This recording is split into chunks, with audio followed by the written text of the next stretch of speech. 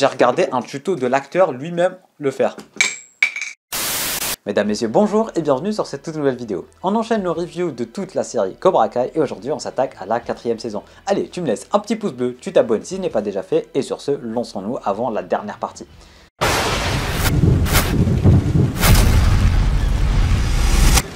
La partie que j'ai le plus préférée durant cette 4e saison, et je pense que c'est un peu le cas de tout le monde, c'est tout simplement Johnny x Daniel.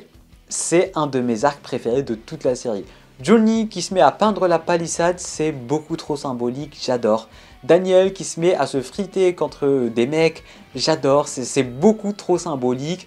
Et à chaque fois, en fait, il y a des allusions aux premières saisons, il y a des allusions au film Karate Kid et tout, j'adore. Franchement, j'adore ce genre de scène et même Johnny qui est en train d'entraîner les élèves de Daniel et inversement, c'est trop bien. Johnny qui entraîne Samantha, c'est trop bien. Daniel qui entraîne Miguel, c'est trop bien. Je sais que j'ai utilisé le mot trop bien beaucoup trop souvent, mais c'était incroyable. C'était vraiment incroyable et à chaque fois, Johnny se fout de la gueule de Daniel et Daniel se fout de la gueule de Johnny.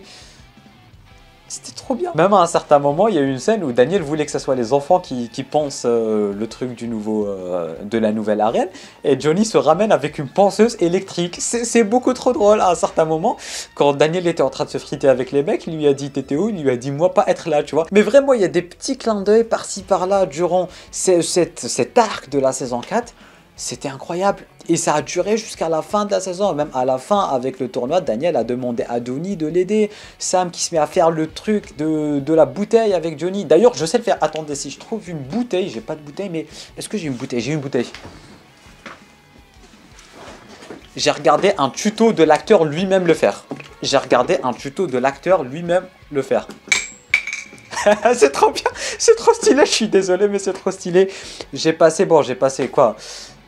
Une vingtaine de minutes à essayer de le faire, mais j'ai réussi, tu vois. Je pense que j'avais regardé le tuto il y a un an ou deux quand j'avais découvert la série. Et ça m'a servi, c'est beaucoup trop stylé. En tout cas, voilà, l'arc Johnny x Daniel, Johnny qui fait des trucs de Daniel et Daniel qui fait des trucs de Johnny. Et inversement avec leurs élèves, c'était incroyable. L'influence aussi de Daniel sur Miguel, j'avais adoré cet arc. Miguel qui devient de plus en plus sage avec Daniel, qui apprend à conduire avec Daniel, qui apprend de la bonne musique avec Daniel et qui se rapproche de sa famille. Et du coup, par conséquent, on a eu un gros dîner avec les deux familles et tout. C'était trop bien, c'était vraiment trop bien cet arc, je l'ai vraiment adoré. Sam qui devient de plus en plus dur grâce à l'influence de Johnny. Et après, à un certain moment, Johnny s'est mis à entraîner Miguel et Sam de leur côté. Et après, à la fin, durant la finale, Sam a fait le 540 et tout. C'était trop bien. Il y a ce genre de petits clins d'œil que j'aime en fait. C'est ça que j'adore, c'est les petits clins d'œil de rien du tout.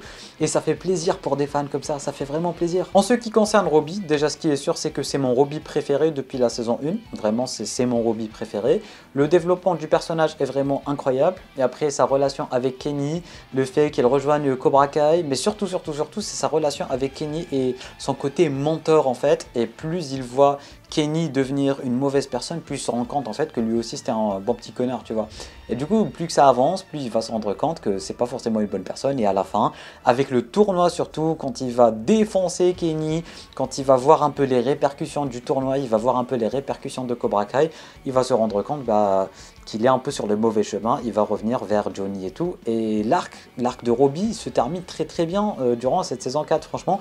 Et même le flow qu'il a durant cette saison 4, le glow-up qu'il a, ses cheveux, vraiment tout, sa musculature, Robbie durant la saison 4, il est vraiment incroyable et il pue le flow. Clairement, il pue le flow. En ce qui concerne la relation Sam ainsi que Miguel, il y a eu des hauts et des bas durant cette saison 4, quasiment que des bas j'ai envie de vous dire.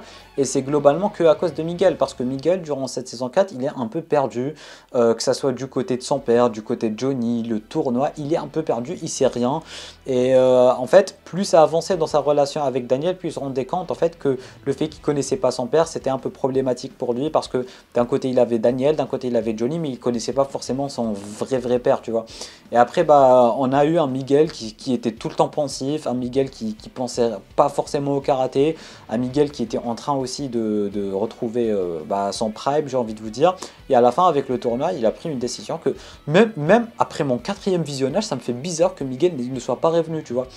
Et du coup, un Miguel qui est autant détruit, et même Samantha, en fait, sa relation avec Sam a été délaissée à cause de lui.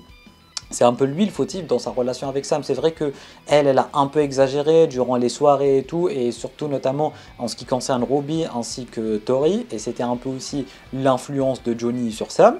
Mais c'est vrai que Miguel y est pour beaucoup parce qu'il n'était pas forcément présent, il était tout le temps occupé avec lui-même, il était tout le temps entre lui et ses pensées.